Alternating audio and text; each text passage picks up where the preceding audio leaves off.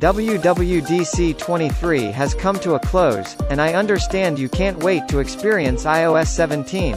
In today's video, I will provide a detailed walkthrough on how to install the iOS 17 beta. But before we begin, there are a few preparations we need to make. Firstly, we'll need to download the Apple Developer app. This year, the free beta profile is no longer available through other websites, so we'll need to enroll in the Apple Developer Program. You can find this app in the App Store. Once installed, tap on the account button below and sign in with your Apple ID.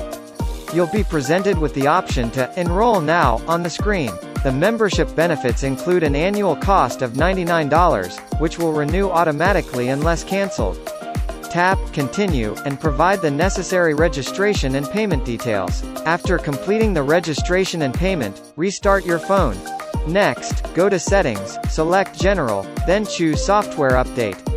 Enable beta updates to make the iOS 17 beta available. It's important to note that beta versions are not stable, so it's recommended to use a spare device and back up your data before proceeding with the iOS 17 update. That wraps up today's video tutorial. Don't forget to subscribe to our channel for more updates.